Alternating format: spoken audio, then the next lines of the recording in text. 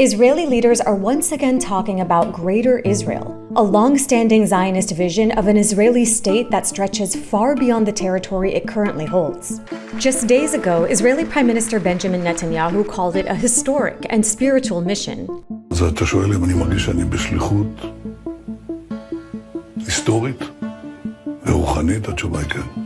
It's a statement with huge implications, not just for Palestinians, but for the whole region, because it comes during Israel's ongoing genocide in Gaza, land grabs in Lebanon and Syria, and wars of aggression across the region. But to really understand why Netanyahu's words matter, it's important to recognize the role Greater Israel visions play in the Israeli national psyche, because it's not a new idea. Well before Israel was established, early Zionist leaders cited biblical texts to envision an Israeli state that would stretch across the region. Zev Jabotinsky, venerated by Netanyahu as his ideological mentor, envisioned a state of Israel that would include the territory of Jordan. The Viennese journalist Theodor Herzl wanted the state of Israel to stretch from the Euphrates River in Iraq to the Nile in Egypt. Even when Zionist leaders accepted the 1947 UN partition plan, they saw it as a temporary tactical move. Israel's first Prime Minister, David Ben-Gurion, made clear this was just a step toward eventually gaining control of all of the land he envisioned as Israel. In other words, what Zionists agreed then could later be expanded by force. And that's exactly what happened. In the War of 1948, Israel expanded the land it controlled far beyond the UN partition lines, and it ensured a Jewish majority in the Nakba by expelling more than 80% of the Palestinian population.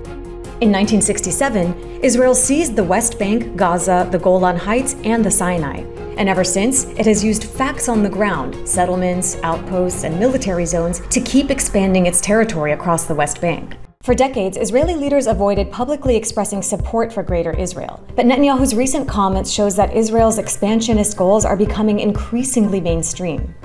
Some Israelis have openly invoked Nazi Germany's Lebensraum doctrine, land conquest for living space, to justify Israel's territorial expansion.